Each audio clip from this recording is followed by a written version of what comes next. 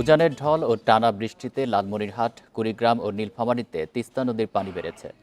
দুপুর ৩টায় তিস্তার পানি ডালিয়া পয়েন্টে বিপদসীমার ৫ সেন্টিমিটার নিচ দিয়ে প্রবাহিত হচ্ছে। পানির চাপ কমাতে তিস্তা ব্যারাজের ৪৪টি জলকপাট খুলে দিয়েছে পানি উন্নয়ন বোর্ড। এরই মধ্যে প্লাবিত হয়েছে কুড়িগ্রামের রাজারহাট, উলিপুর ও চিলমারী উপজেলার ২০টি চর ও নদী তীরবর্তী গ্রামের নিচু এলাকা। নির্বাহী প্রকৌশলী সুনীল কুমার জানান, তিস্তা নদীর পানি কয়েকদিনের তুলনায় কিছুটা বেড়েছে। পানি আরও বাড়লে লালমনিরহাট ও রংপুরের নিম্নাঞ্চলে বন্যা দেখা দিতে পারে। এদিকে পদ্মা ও মহানন্দা নদীর পানি কমতে শুরু করায় চাঁপাইনবাবগঞ্জ সদর ও শিবগঞ্জ উপজেলার নিচু এলাকা থেকে নামতে শুরু করেছে পানি। ৩ দিন নদীর পানি বাড়ায় প্লাবিত হয় ২ উপজেলার কিছু নিচু এলাকা।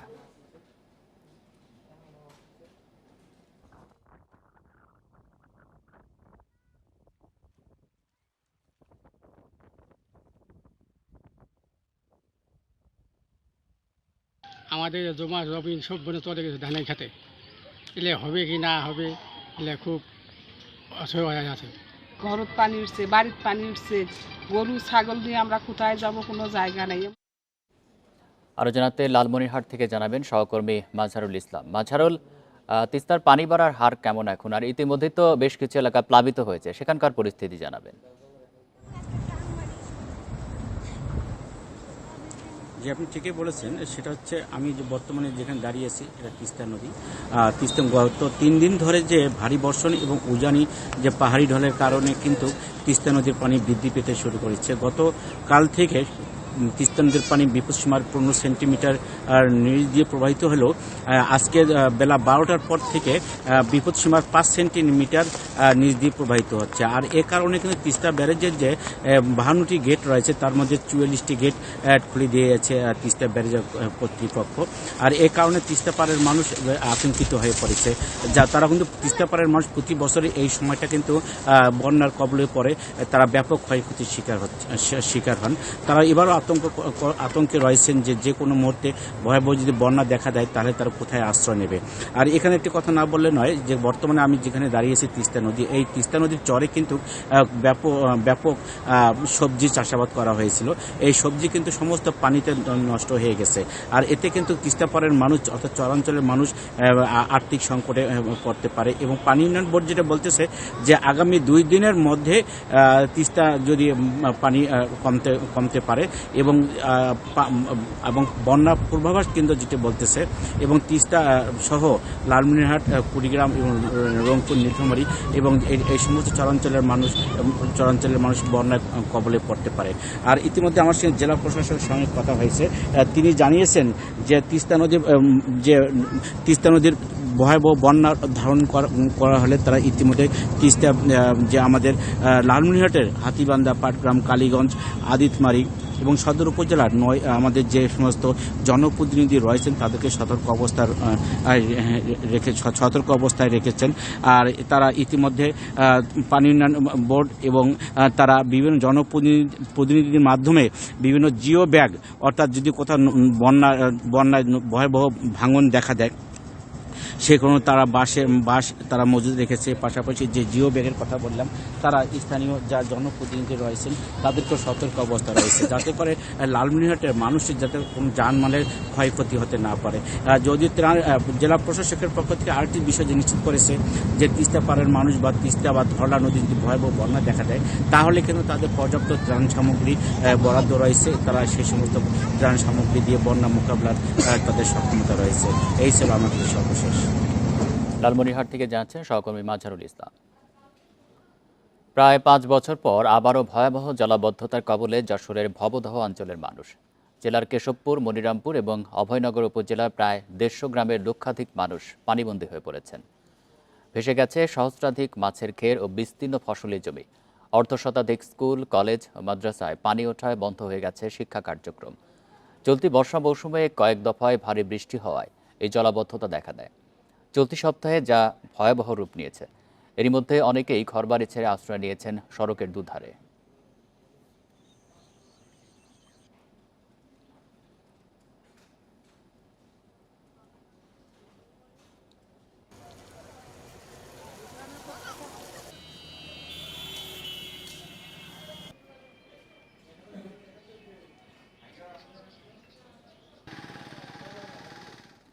কক্সবাজারে সেনা কর্মকর্তা লেফটেন্যান্ট তানজিম সারওয়ার নির্জন হত্যার মূল হোতা নাসির ও তার সহযোগী এনামকে গ্রেপ্তার করেছে যৌথ বাহিনী। এ সময় তাদের কাছ থেকে 2টি অস্ত্র ও 3 রাউন্ড গুলি উদ্ধার করা হয়। শুক্রবার রাতে চকরিয়ার কাহারিয়া ঘোনা এলাকা থেকে তাদেরকে গ্রেপ্তার করা হয়। প্রাথমিক জিজ্ঞাসাবাদে দুজনই হত্যার দায় স্বীকার করেছে বলে জানিয়েছে র্যাব। এ নিয়ে তানজিম হত্যার ঘটনায় মোট 9 জনকে গ্রেপ্তার করা হলো। সোমবার রাত 3টার দিকে চকরিয়ার ডুলাহাজরা এলাকায় অভিযানের সময় ডাকাতে ছুরিকাঘাতে নিহত হন সেনা কর্মকর্তা নির্জন। এই ঘটনায় চকরিয়া থানায় মামলা করা হয়।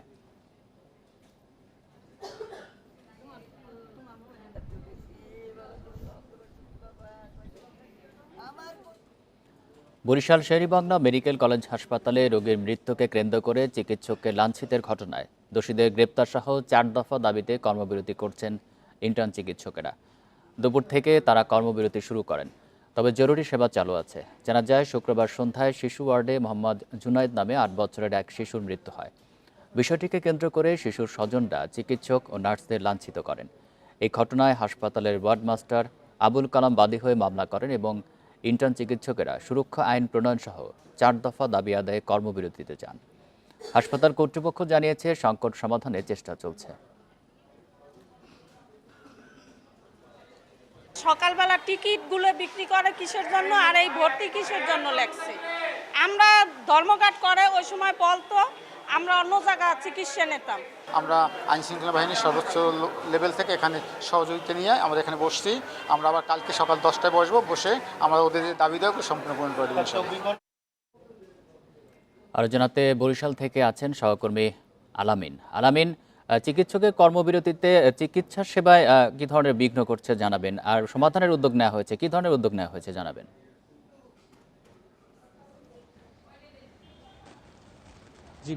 গতকাল শিশুর মৃত্যুকে কেন্দ্র করে কিন্তু শিশুর যে স্বজনরা রয়েছে তারা শিশুর যে স্বজনরা রয়েছে তারা হাসপাতালের যে চিকিৎসক এবং নার্সদের কিন্তু লাঞ্ছিত করেছে। সেই বিষয়টিকে কেন্দ্র করেই কিন্তু চিকিৎসকরা আজকে বিভিন্ন আলোচনা করেছেন এবং তারা বলছে বারবারই কিন্তু এই ধরনের ঘটনা ঘটছে, চিকিৎসকদের উপরে হামলা হচ্ছে, লাঞ্ছিতের ঘটনা ঘটছে। এর আগেও ঢাকায় এই ধরনের ঘটনা ঘটেছিল। সেই বিষয়টিকে তারা কিন্তু নিরাপত্তার ব্যবস্থার কথা বলেছেন এবং হাসপাতালের পরিচালক রয়েছেন তার কাছে কিন্তু দাবি জানিয়েছেন তারা যে আসলে হাসপাতালে যে নিরাপত্তা ব্যবস্থা, সেই নিরাপত্তা ব্যবস্থা জোরদার করতে হবে। সেক্ষেত্রে হাসপাতালে যে আনসার সদস্যরা দায়িত্ব পালন করছে, সেই আনসার সদস্য এখন যা রয়েছে তার 3 গুণ হবে। পাশাপাশি বরিশাল মেট্রোপলিটন পুলিশ সদস্যদের যারা রয়েছে তাদেরকে 30 জন পুলিশ সদস্যকে এখানে দায়িত্বে নিয়োজিত করতে হবে। এছাড়া যে হামলার ঘটনাগুলো ঘটছে সেই বিষয়ে কিন্তু একটি আইন প্রণয়নের কথা বলেছেন। তবে এই আইন প্রণয়নের বিষয়টি কিন্তু সরকারের ঊর্ধ্বতন কর্মকর্তাদের হাতে রয়েছে। সেই বিষয়টিকে নিয়ে কিন্তু আলোচনা হয়েছে এবং আলোচনার কিন্তু সমাধানের বিষয়টি কিন্তু এখনো উঠে আসেনি। হাসপাতাল কর্তৃপক্ষ যেটি বলছেন যে আসলে তারা এই বিষয়টি নিয়ে আগামীকাল সকালে বৈঠক করবেন। এই বৈঠকের মধ্য দিয়ে তারা আসলে তাদের যে এই যে বিষয়গুলো রয়েছে সেই বিষয়গুলো সমাধানের চেষ্টা করবেন এবং হাসপাতালে যারা ইন্টার্ন চিকিৎসক রয়েছে তারা যেটি বলছেন যে আসলে তারা চিকিৎসা সেবা কিন্তু জরুরি বিভাগের যে চিকিৎসা সেবা, সেই চিকিৎসা সেবা চালু রেখেছেন। তবে তারা যেটি বলছেন যে তারা কিন্তু হাসপাতালে প্রতিনিয়তই ডিউটি দায়িত্ব পালন করে থাকেন। শিক্ষার পাশাপাশি তারা কিন্তু হাসপাতালের প্রত্যেকটি সেক্টরে তারা দায়িত্ব পালন করে থাকেন। সেই দায়িত্ব পালনের ক্ষেত্রে কিন্তু তারা বারবার লাঞ্ছিত হচ্ছেন, মারধরের শিকার হচ্ছেন। সেই মারধরের শিকার এবং লাঞ্ছিতের বিষয়টিকে কেন্দ্র করে তারা যেটি বলছেন যে হাসপাতালের নিরাপত্তা ব্যবস্থা জোরদার করতে হবে। হাসপাতালে যে পরিমাণ রোগী ভর্তি থাকে, সেই রোগী ভর্তির ক্ষেত্রে একজন রোগীর সাথে একাধিক স্বজন থাকে। সেই একজন স্বজনকে তারা নিশ্চিত করতে বলছেন যে আসলে একজন যদি থাকে সেক্ষেত্রে কিন্তু আসলে হাসপাতালে যে ভিড়, সেই ভিড় কিন্তু কমে আসবে। সেই বিষয়গুলো কিন্তু তারা দাবি জানিয়েছেন। তারা বারবারই বলছেন যে হাসপাতালে যে শয্যা রয়েছে সেই শয্যার বিপরীতে কিন্তু 2 থেকে 3 গুণ রোগী ভর্তি থাকছেন এবং প্রত্যেকবারই কিন্তু আমরা দেখছি যে সেই 2 থেকে 3 গুণ রোগীর কারণেই কিন্তু প্রতিনিয়ত কোনো না কোনো ঝামেলার সৃষ্টি হচ্ছে। সেই ঝামেলা থেকে তারা মুক্তি চাচ্ছেন এবং তারা বারবারই বলছেন যে আসলে এই যে সংকটগুলো রয়েছে সেই সংকটগুলো সমাধানের জন্য হাসপাতালে যিনি পরিচালক রয়েছে তার বরাবরে কিন্তু তারা বারবার আবেদন জানিয়েছেন, কিন্তু এর কোনো প্রতিকার তারা পাচ্ছেন না। সেই প্রতিকার না পাওয়ার কারণে কিন্তু তারা তাদের কর্মসূচি ঘোষণা করেছেন এবং তারা কিন্তু হাসপাতালে যিনি পরিচালক রয়েছে তাকে 24 ঘন্টার একটি আলটিমেটাম দিয়েছেন। এই 24 ঘন্টার মধ্যে তারা একটি সমাধান চেয়েছেন যে আসলে এই থেকে তারা পরিত্রাণ চান, সেই পরিত্রাণের ব্যবস্থা করা হবে এবং হাসপাতালের যিনি পরিচালক রয়েছেন তিনি আমাদেরকে জানিয়েছেন যে হাসপাতালের ইন্টার্ন চিকিৎসকরা 4 দফা দাবি তাদেরকে জানিয়েছেন। সেই 4 দফা দাবি দ্রুত বাস্তবায়নের ক্ষেত্রে তারা কাজ করে যাচ্ছেন এবং ইতিমধ্যে কিন্তু হাসপাতালের সামনে পুলিশ মোতায়েন করা হয়েছে এবং আনসার সদস্য যারা রয়েছে আনসার সদস্যদের মোতায়েন রয়েছে এবং তারা যাতে তাদের দায়িত্ব পালন করে সেক্ষেত্রে কিন্তু আসলে বৈঠক করা হয়েছে এবং আমরা দেখেছি সেনাবাহিনীর সদস্যরাও কিন্তু এখানে ছিলেন এবং তারাও কিন্তু আশ্বস্ত করেছেন যে আসলে হাসপাতালের যে সার্বিক নিরাপত্তা সেই নিরাপত্তা ব্যবস্থা তারা জোরদার করবেন। তো এই ছিল বরিশাল থেকে আমার কাছে। বরিশাল থেকে জানাচ্ছেন সহকর্মী আলামী। রংপুরে বৈষম্য বিরোধী ছাত্র আন্দোলনে নিহতদের স্বজনদের সাথে দেখা করেছেন নবনিযুক্ত জেলা প্রশাসক রবিউল ফয়সাল। এ সময় নিহতের পরিবারের হাতে সরকারের পক্ষ থেকে আর্থিক সহায়তা তুলে দেন তিনি। সকালে প্রথমে রংপুর নগরীর জুম্মাপাড়ায় বৈষম্য বিরোধী ছাত্র আন্দোলনে নিহত ফল ব্যবসায়ী মিরাজুল ইসলামের বাড়ি যান জেলা প্রশাসক। এ সময় পরিবারের হাতে সরকারের পক্ষ থেকে 20,000 টাকা তুলে দেওয়া হয়। পরে হতাহতের ঘটনার সাথে জড়িতদের বিচারের আওতায় আনা হবে বলে মন্তব্য করেন তিনি। পরে আন্দোলনে নিহত আবু সাইদ সহ বাকি 5 জনের বাড়িতে গিয়ে তাদের খোঁজখবর নেন, তুলে দেন সরকারি সহায়তা।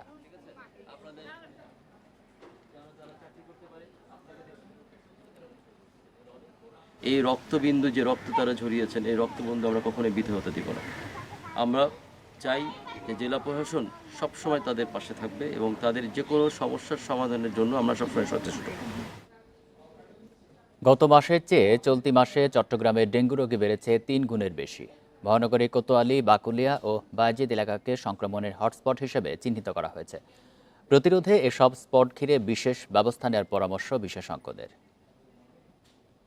সরকারি হিসেবে আগস্টে চট্টগ্রামে ডেঙ্গু রোগীর সংখ্যা ছিল 202 জন। এ মাসে এখন পর্যন্ত সে সংখ্যা 650 ছাড়িয়েছে। বেড়েছে ডেঙ্গুতে প্রাণহানিও। এবছর জেলায় ডেঙ্গুতে মৃত 13 জনের 8 জনই মারা গেছেন সেপ্টেম্বরে। বিশেষজ্ঞরা বলছেন এ মাসে চট্টগ্রাম সিটি কর্পোরেশনের কোতোয়ালি, বাকুলিয়া ও বায়েজিদ থানা এলাকা হটস্পট হিসেবে চিহ্নিত হয়েছে। এ মাসে ওই 3 থানাতেই ডেঙ্গু আক্রান্ত হয়েছে 137 জন। ডেঙ্গুর সংক্রমণ রোধে এখনই হটস্পট ঘিরে 3 ধরনের কার্যক্রম চালানোর পরামর্শ বিশেষজ্ঞদের, যার মধ্যে রয়েছে উড়ন্ত মশা নিধন, লার্ভা ও মশার উৎপত্তিস্থল ধ্বংস করা।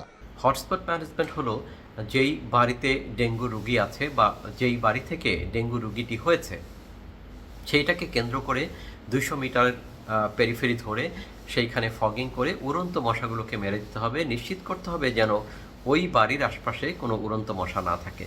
এখন আমি যদি জ্বর নিয়ে বাসায় বসে থাকি, রোগী জানা না যে তার ডেঙ্গু হয়ে গেছে, সে যদি সাথে সাথে ডাক্তারের শরণাপন্ন হয় এবং যদি প্লাটলেট কাউন্ট এবং ডেঙ্গু NS1 টেস্টটা যদি করতে পারতো তাহলে সে বুঝতে পারতো তার ডেঙ্গু হয়েছে।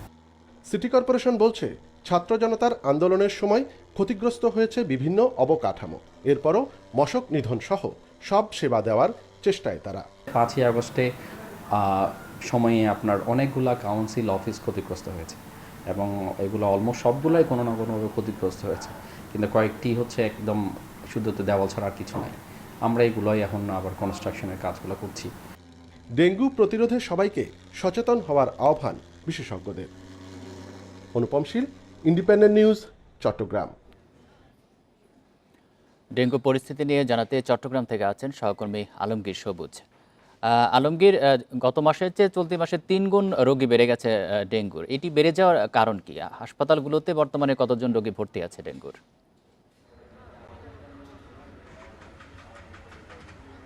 আসলে এটা খুবই ভয়াবহ আকার ধারণ করছে চট্টগ্রামের ডেঙ্গু পরিস্থিতি। আমরা প্রতিবেদনে যেমনটা শুনছিলাম, গত মাসের চেয়ে এবার 3 গুণ অতিরিক্ত বেড়ে গেছে ডেঙ্গুর রোগীর সংখ্যা। এই মুহূর্তে চট্টগ্রাম অনেক রোগী ভর্তি। আপনারা জানেন যে এর মধ্যে চট্টগ্রামে এই মৌসুমে মোট 15 জন রোগী মারা গেছে ডেঙ্গু আক্রান্ত হয়ে, তার মধ্যে আসলে 10 জনই চট্টগ্রাম শহরের। এবং বিশেষজ্ঞরা চট্টগ্রাম সিটি কর্পোরেশন কিছুদিন আগে 3টা জোনে ভাগ করেছে। চট্টগ্রাম সিটি কর্পোরেশন 3টা জোন সবচেয়ে বেশি ঝুঁকিপূর্ণ বলা হচ্ছে এবং আমরা বেশিরভাগ রোগী আসলে ওই সমস্ত অঞ্চল থেকে এসেছে, বিশেষ করে বাকলিয়া, বায়েজিদ এবং কোতোয়ালি অঞ্চল থেকে। আমরা দেখেছি বাকলিয়া, কোতোয়ালি এবং বায়েজিদ এগুলি খুবই ঘিঞ্জি এলাকা এবং সেখান থেকে বেশিরভাগ রোগী এসেছে। এবং আমরা এর মধ্যে আসলে চট্টগ্রাম সিটি কর্পোরেশনকে অন্যান্য সময় যে সমস্ত সময়ে ডেঙ্গুর সময়ে তোড়জোড় দেখি, সেরকম কিছু দেখিনি। আমরা অনেকদিন থেকে আসলে কোনো ধরনের আমাদের চোখে পড়েনি। বিশেষজ্ঞরা বলছেন এই সমস্ত কর্পোরেশনের তার কারণে ডেঙ্গু পরিস্থিতি মারাত্মক বলে তারা যে ওষুধ ছিটানোর যে কার্যক্রম চালিয়ে যাচ্ছে বলে তারা দাবি করলেও আমরা আসলে বাস্তবে তার কোনো প্রতিফলন আমরা দেখিনি। এবং অন্যান্য সময় যেভাবে আমরা দেখেছি ফগার মেশিন দিয়ে মশা তাড়ানোর যে ধরনের প্রক্রিয়া থাকতো সেগুলি নেই। এবং আপনারা জানেন যে গত বছর চট্টগ্রাম বিশ্ববিদ্যালয়ের একটা গবেষক দল তারা পরীক্ষা করে দেখেছে যে চট্টগ্রাম সিটি কর্পোরেশন যে সমস্ত ওষুধ ছিটায় সে সমস্ত ওষুধ দিয়ে আসলে মশা মরে না। এই সমস্যার কারণে তারা ওষুধ পরিবর্তনের কথা বলেছে, কিন্তু সেটাও এখনো পর্যন্ত কার্যকর হয়নি। আমরা সিটি কর্পোরেশনের সাথে কথা বলছি, যারা প্রশাসক আছেন তারা বলছেন তারা এই কার্যক্রম আরো বেগবান করবেন বলে দাবি করেছেন, কিন্তু তারা দাবি করেছেন যে তারা ইতিমধ্যে ওষুধ ছিটানোর কার্যক্রম চালাচ্ছেন এবং তারা বলছে সামনে এই প্রক্রিয়া আরো বেশি বাড়াবেন বলে তারা আমাদেরকে নিশ্চিত করেছেন। চট্টগ্রাম থেকে জানাচ্ছেন সহকর্মী আলমগীর শো বলছে, সরকারের যারা দায়িত্বে আছেন তারা কোনো ভুল করলে তা ধরিয়ে দেওয়া হবে বলে মন্তব্য করেছেন জামায়াতে ইসলামীর আমির ডাক্তার শফিকুর রহমান। সকালে চুয়াডাঙ্গা জেলা জামায়াত আয়োজিত দায়িত্বশীল সমাবেশে কথা বলেন তিনি। ঐক্যবদ্ধ সমাজ গড়ে তোলার আহ্বান জানিয়ে ডাক্তার শফিকুর রহমান বলেন, এই জাতির সৌন্দর্যের প্রতীক হোক ঐক্য। এ সময় পারস্পরিক মর্যাদা এবং সমতার ভিত্তিতে বিভিন্ন দেশের সাথে সম্পর্ক এগিয়ে নেওয়ার আহ্বান জানান তিনি।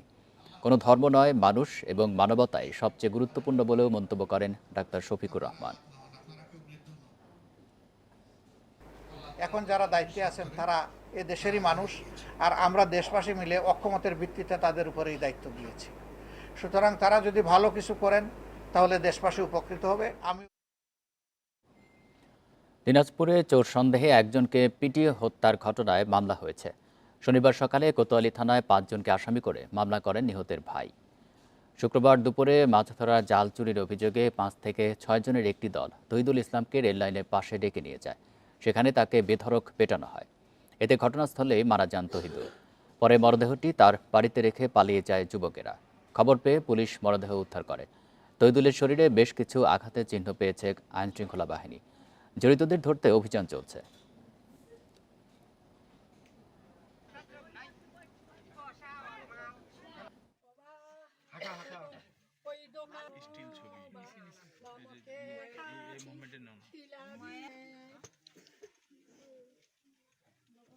এই ঘটনায় যারা জড়িত ছিল তাদের নাম উল্লেখ করে আজকে কোতোয়ালি থানায় একটি মামলা হয়েছে। গতকালকে আমরা অভিযান করেছি, আমাদের অভিযান অব্যাহত আছে। আমরা দ্রুততম সময়ে ঘটনায় জড়িত আসামিদের গ্রেপ্তার করার চেষ্টা আমাদের অব্যাহত আছে। আমরা খুব শীঘ্রই।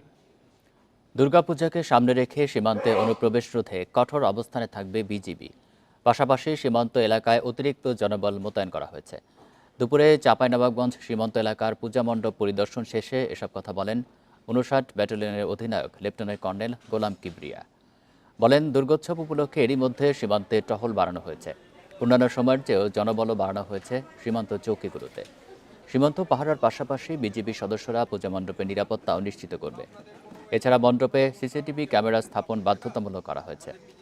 সম্প্রীতি বজায় রাখতে বিভিন্ন এলাকায় হিন্দু মুসলিমদের নিয়ে মত বিনিময় সভা করা হচ্ছে বলেও জানান তিনি।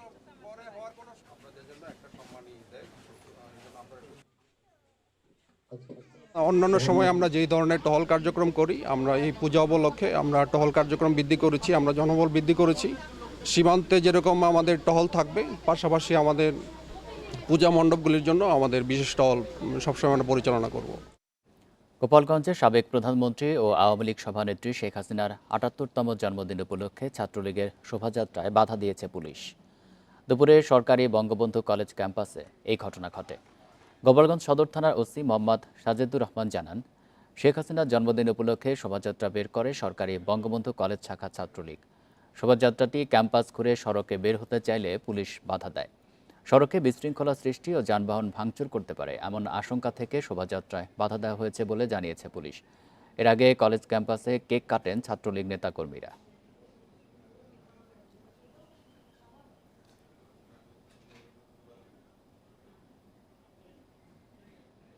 আওয়ামী লীগ সরকার পতনের পর সিলেটের আদালতে দেখা মিলছে না সরকারি আইন কর্মকর্তাদের। তাদের অনুপস্থিতিতে বাড়ছে মামলার জট, বিচারে দেখা দিয়েছে স্থবিরতা। আইনের সুশাসন প্রতিষ্ঠায় সৎ ও যোগ্যদের সরকারি আইন কর্মকর্তা হিসেবে নিয়োগের দাবি সাধারণ আইনজীবীদের। সরকারের পট পরিবর্তনের পর গেল ৬ আগস্ট থেকে কার্যক্রম শুরু হলেও সিলেট জেলা ও মহানগর নিম্ন আদালতে অর্ধশতাধিক পাবলিক প্রসিকিউটর আদালতে আসছেন না। আওয়ামী লীগ সরকারের মেয়াদে নিয়োগপ্রাপ্ত এসব আইন কর্মকর্তার অনুপস্থিতিতে বিচারের কাজ অনেকটাই স্থবির হয়ে পড়েছে। আইনজীবী নেতারা বলছেন, পিপি এপিপিরা আদালতে না আসায় বাড়ছে মামলা জট, ব্যাহত হচ্ছে বিচারিক কাজ।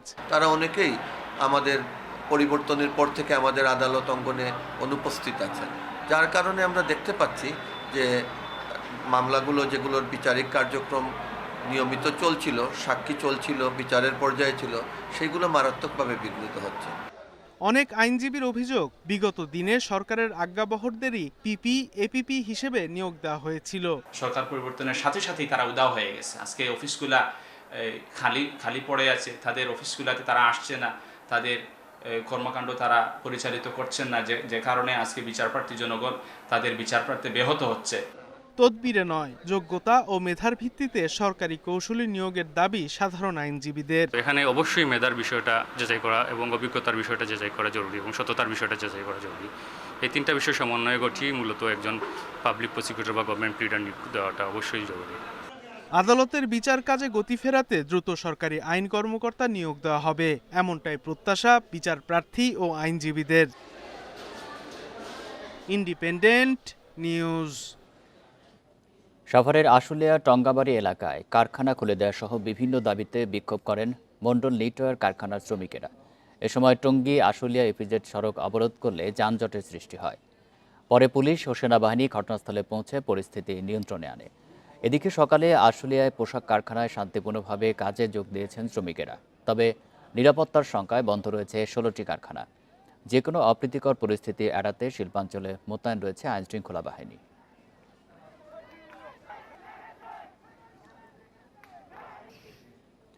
মিয়ানমারে অস্থিরতায় ডিসেম্বর থেকে বন্ধ টেকনাফ সেন্ট মার্টিন রুটে পর্যটক জাহাজ চলাচল। এতে এই দ্বীপ ঘিরে পর্যটন ব্যবসায় নেমেছে ধস। লোকসান থেকে বাঁচাতে অক্টোবর থেকে পুরোদমে চলাচল শুরুর দাবি ব্যবসায়ীদের। তবে কবে নাগাদ নৌরুটটি খুলবে বলতে পারছে না প্রশাসন। নীল জলরাশির মাঝে প্রকৃতির অপরূপ নৈসর্গিক রূপ নিয়ে প্রবাল দ্বীপ সেন্ট মার্টিন বাংলাদেশের পর্যটনের অন্যতম জনপ্রিয় গন্তব্য। মিয়ানমারে সংঘাতের জেরে গেল ডিসেম্বর থেকে এই দ্বীপে পর্যটক নিয়ে জাহাজ চলাচল বন্ধ রয়েছে। এর আগে টেকনাফ থেকে সেন্ট মার্টিন নৌ রুটে প্রতিদিন চলত 8টি জাহাজ। দিনে যাতায়াত ছিল গড়ে 3 থেকে 4 হাজার পর্যটকের। বিকল্প আরেকটি রুট হিসেবে ইনানির নৌবাহিনীর জেটি ঘাট থেকে ছেড়ে যেত 2টি জাহাজ, তাও বন্ধ হয়ে যায় কয়েক মাস পরেই। এদের অভ্যন্তরীণ কারণে আমাদের টেকনাফ সেন্ট মার্টিন রুটটা একটু এখনো অনিশ্চিত। আমরা তবুও আশা রাখবো যাতে এটা পরিস্থিতি স্বাভাবিক হওয়ার সাথে সাথে যাতে টেকনাফ থেকে চালু করে দেয়। একদিকে প্রতিবেশী দেশের সংঘাতের কারণে নেতিবাচক প্রভাব পড়েছে এই দ্বীপ ঘিরে পর্যটনের, অন্যদিকে সেন্ট মার্টিন নিয়ে বিভিন্ন মহলে বিভ্রান্তিকর তথ্য ছড়ানো হচ্ছে। এতে উদ্বেগের কারণ হয়ে উঠেছে সংশ্লিষ্টদের। ব্যাপারটা এমন যে বাংলাদেশে একমাত্র প্রবাল দ্বীপ এবং এখানে সবাই যেতে ইচ্ছুক। আমরা দেখতে পাচ্ছি সোশ্যাল মিডিয়া সহ বিভিন্ন মাধ্যমে কিছু বিভ্রান্তিমূলক তথ্য যেগুলো আগেও ছড়িয়েছে, এখনও আবার এগুলোর পুনরাবৃত্তি হচ্ছে। আমরা চাই ওদিকে না গিয়ে যাতে পর্যটকদেরকে সুস্থভাবে সুন্দরভাবে সেন্ট মার্টিন ঘুরিয়ে এনে বাংলাদেশের রাজস্বকে কিভাবে বৃদ্ধি করা যায়। কবে নাগাদ খুলতে পারে দ্বীপটিতে পর্যটক যাওয়ার নৌ রুট জানতে চাইলে কথা এড়িয়ে যান প্রশাসক। ট্যুর অপারেটরস অ্যাসোসিয়েশনের হিসেবে প্রতি বছর অক্টোবর থেকে জানুয়ারি পর্যন্ত 4 মাসে সেন্ট মার্টিন বেড়াতে যান অন্তত 3 লাখ পর্যটক, আর এই খাতে আয় প্রায় 1000 কোটি টাকা। তৌফিকুল ইসলাম, ইন্ডিপেন্ডেন্ট নিউজ, কক্সবাজার। ঝিনাইদহের মহেশপুরে মাদকদ্রব্য ধ্বংস করেছে বিজিবি। সকালে খালিশপুর 58 বিজিবির সদর দপ্তরে এগুলো ধ্বংস করা হয়। ধ্বংসকৃত মাদকের মূল্য 35 কোটি টাকা। বিজিবি জানায় 2023 সালে 14 মার্চ থেকে চলতি বছরের জানুয়ারি পর্যন্ত ঝিনাইদহ ও চুয়াডাঙ্গা সীমান্ত থেকে উদ্ধার হওয়া ফেনসিডিল সহ বিভিন্ন মাদক ধ্বংস করা হয়। অনুষ্ঠানে বিজিবির কুষ্টিয়া সেক্টর সদর দপ্তরের কমান্ডার কর্নেল মারুফুল আবেদিন, ঝিনাইদহ ও চুয়াডাঙ্গা জেলার চিফ জুডিশিয়াল ম্যাজিস্ট্রেট ও মাদকদ্রব্য নিয়ন্ত্রণ অধিদপ্তরের কর্মকর্তারা উপস্থিত ছিলেন।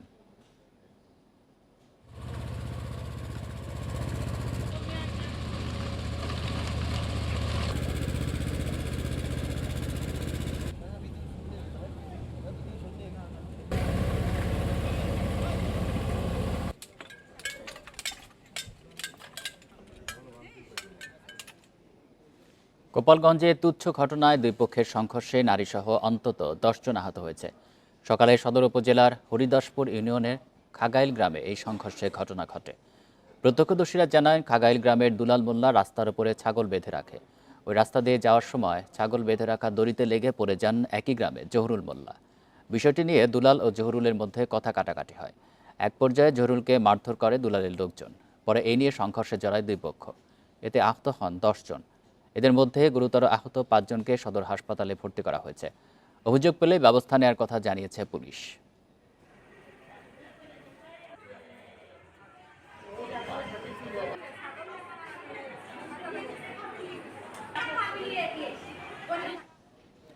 নানা কর্মসূচিতে আন্তর্জাতিক তথ্য অধিকার দিবস পালিত হয়েছে। সকালে রাজবাড়ীতে জেলা প্রশাসন ও সচেতন নাগরিক কমিটির আয়োজনে জেলা প্রশাসকের কার্যালয়ের সামনে থেকে একটি র্যালি বের করা হয়। র্যালিটি শহরের বিভিন্ন এলাকা প্রদক্ষিণ করে। পরে জেলা প্রশাসকের সম্মেলন কক্ষে আলোচনা সভা হয়। মানিকগঞ্জে আন্তর্জাতিক তথ্য অধিকার দিবস পালিত হয়।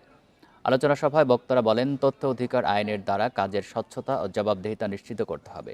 দিবসটি উপলক্ষে পিরোজপুর ও ঠাকুরগাঁয়ে আলোচনা সভা অনুষ্ঠিত হয়েছে।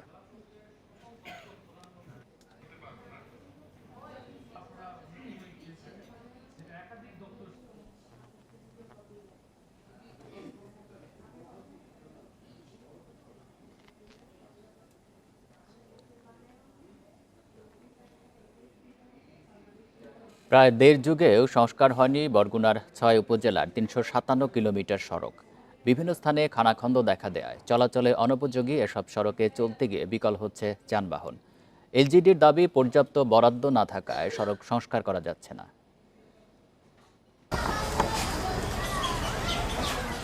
বরগুনা সদরের খেজুরতলা থেকে ফুলঝুরি খেয়াঘাট পর্যন্ত 23 কিলোমিটার সড়ক সবশেষ সংস্কার হয় 2007 সালে। 17 বছর ধরে মেরামত না করায় বিভিন্ন স্থানে তৈরি হয়েছে খানাখন্দ। বিকল্প সড়ক না থাকায় ঝুঁকি নিয়ে চলছেন স্থানীয়রা। একই অবস্থা বিভিন্ন উপজেলায় অন্তত 40টি সড়কের। সামান্য বৃষ্টিতেই পানি জমে যাত্রী ও যান চলাচলে দুর্ভোগ দেখা দেয়। যানবাহন নষ্ট সহ প্রায়ই ঘটছে ছোট বড় দুর্ঘটনা। দ্রুত সড়ক মেরামতের দাবি স্থানীয়দের। 3-4 বছরের মধ্যে এই রাস্তায় কোনো কাজ হয় নাই। আমরা খুব ভোগান্তিতে, যে রাস্তা দেওয়া কোনো গর্ভবতী মহিলা রাস্তা দিয়ে যাওয়া যায় না, অসুস্থ মানুষ যাওয়া যায় না। বৃষ্টি হইলে তো আপনার এই ভাঙ্গা চিনে না, ঠায় চাক্কা পড়ে যায়, উল্লি দিয়ে গাড়ি ফুটে যায়। 10 বছর আগে একবার কাজ হয়েছিল খন্ড খন্ড করে, একসাথে না, এক সাইড ভাঙ্গে এক সাইড করে এরকমের। তারপর রিফিলিং আর কখনো হয় না। এলজিডি বলছে 2024-25 অর্থ বছরে বরাদ্দ পাওয়া 25 কোটি টাকা দিয়ে মাত্র 50 কিলোমিটার সড়ক সংস্কার করা সম্ভব। বরাদ্দের অভাবে সব সড়ক মেরামত করা যাচ্ছে না বলে দাবি কর্মকর্তাদের। যেখানে বেশি যানবাহন চলে, যেটা বেশি গুরুত্বপূর্ণ, সেই রাস্তাগুলোকে অন্তত আমরা চলাচল উপযোগী রাখার চেষ্টা করি। তবে এটা ঠিক, যদি আমরা জানি যে আরও কিছু রাস্তা আমাদের করতে পারলে ভালো হয়, মানুষের ভোগান্তি কমে যায়। আমি ঢাকায় যোগাযোগ করেছি, যদি বরাদ্দ একটু বাড়িয়ে আনতে পারি আমরা, তাহলে আমরা এই ম্যান্টেসের আওতায় আরও কিছু রাস্তাকে অন্তর্ভুক্ত করতে পারবো।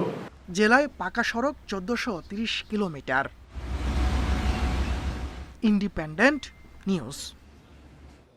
শরীয়তপুরে ডামুড্রায় এক মাছ ব্যবসায়ীকে হত্যার অভিযোগ উঠেছে প্রতিপক্ষের বিরুদ্ধে।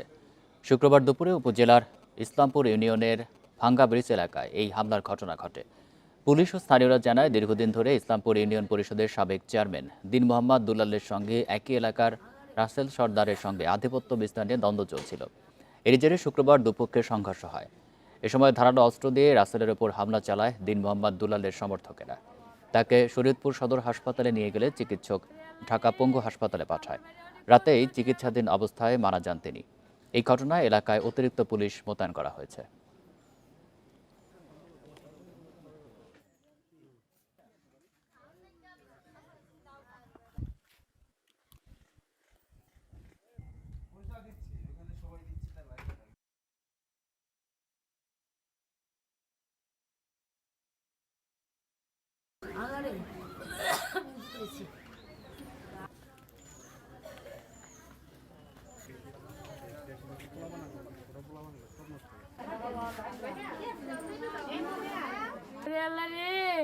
আমার বাড়ি অনেক কষ্ট দিয়ে